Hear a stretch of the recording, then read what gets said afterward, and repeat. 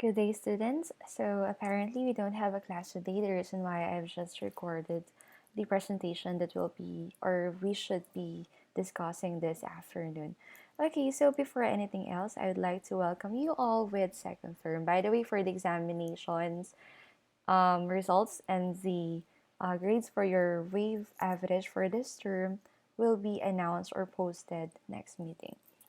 Okay, so moving forward, we'll be starting off with Chapter 6, which is all about the assessment of tourism impacts. So previously, we have discussed about these particular impacts in according to the various pillars in terms of the environment, economy, society, and culture. So what we're going to do now is to provide an assessment and evaluation on how to evaluate these impacts and how we can mitigate those impacts in particular. So for the objectives or the learning objectives for this chapter, the first one is to define what is a TIA all about or a tourism impact assessment. The next one is to explain the importance of tourism impact assessment, to cite impact assessment tools, enumerate their indicators, and lastly, to be able to apply an assessment framework in analyzing the potential impacts of tourism at a particular given situation or destination. Okay, so what is now a tourism impact assessment? Here are the following importance. So the first one is to further assess implications within the area, the flow of activities, and also the effect to the community and apply possible contingencies to prevent reduce possible risks. So in terms of the assessing the implication, we are not just talking about here the environment itself, but also the various activities present at the destination. Let's say, for example, with Minalongo National Park. Minalongo National Park offer not only its natural terrain, but also what was really taking place at that particular destination. There are zip line, kayaking, bamboo raft, and other activities of which ina-attract nila doon yung mga clients nila or yung mga target market nila. So, we also have to provide then the following rules and regulations on how we can mitigate yung mga unpredictable situations na tinatawag natin. And also to assess its effect to the community. And then, what are contingencies? These are actually, for example, you have this plan A and plan B on how to prevent or to reduce yung mga risks na pwedeng mag-occur or pwedeng mangyari at a destination.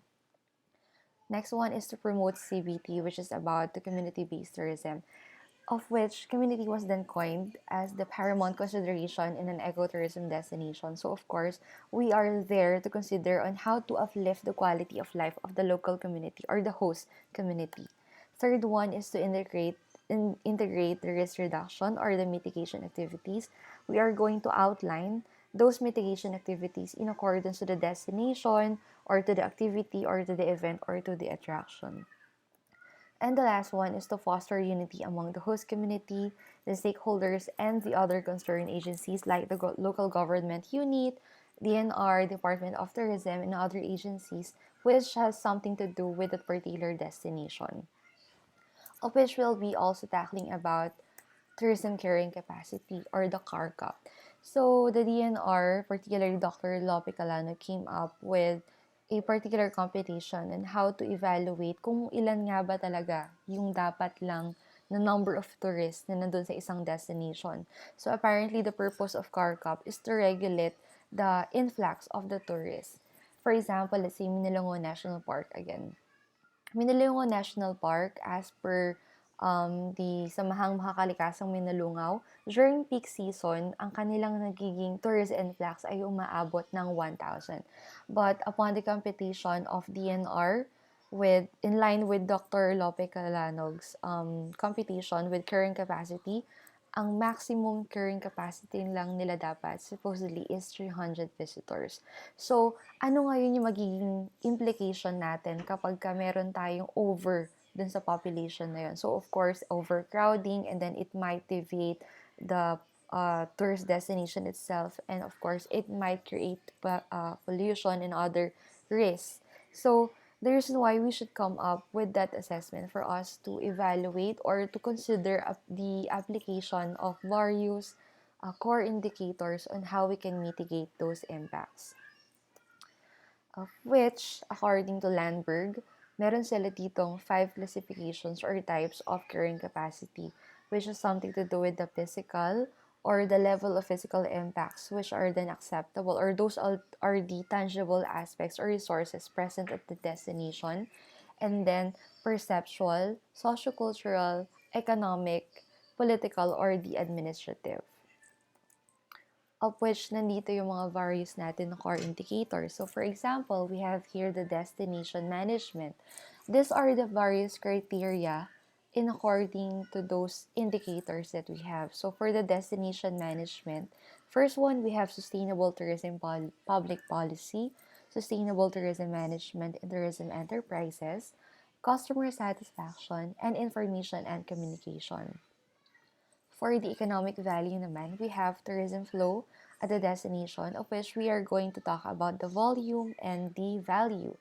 Then the tourism enterprises performance, quantity and quality of employment, safety and health, and the last one will be the supply chain management. Next, we have the social and cultural impact, which is something to do with the community or the social impacts. Of course, this is something to do with the quality of life of the community. And then equality and accessibility, protecting and enhancing cultural heritage, local identity, and the assets.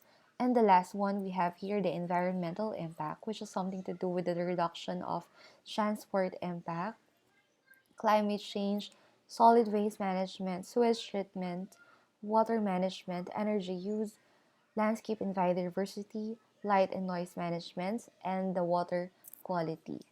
Of which, ito na ang hinihintay nyo. Meron kayong gagawin na task sheet. So, I have here the following steps and the learning objectives on how to do the second task sheet.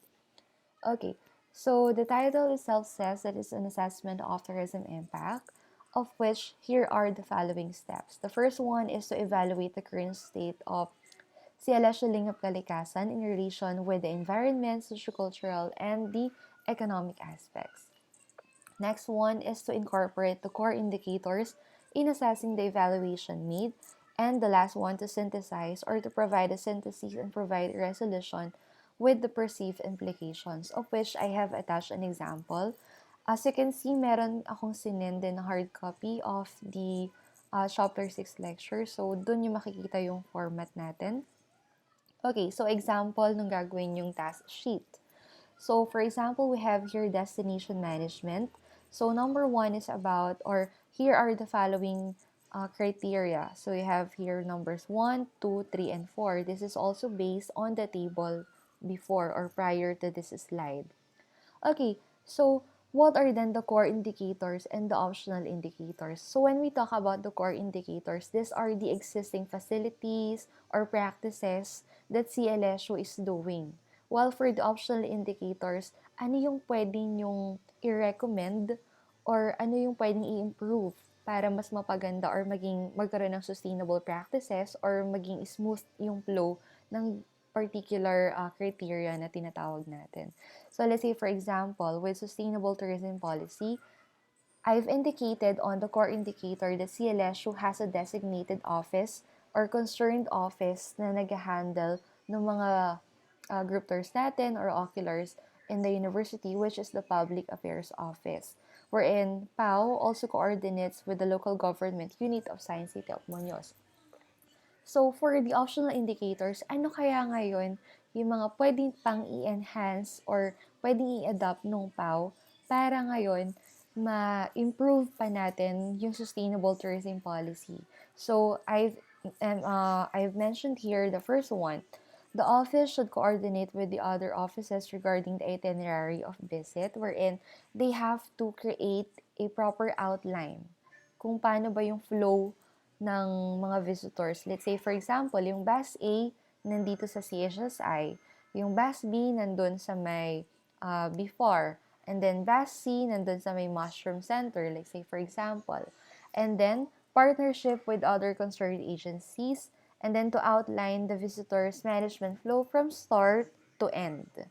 And then, to evaluate feedback and monitoring so as to assess customer satisfaction. So, yun din yung gagawin nyo for the other criteria that I've indicated on the handout. Okay, so this will be submitted on September 25. So if you do have questions, don't hesitate to visit me at the office. I will be around tomorrow, but unfortunately, I will be on a seminar on Friday. So wala din tayong class sa Friday. Okay, so if you do have questions, just visit me at the office. Thank you and have a good day ahead.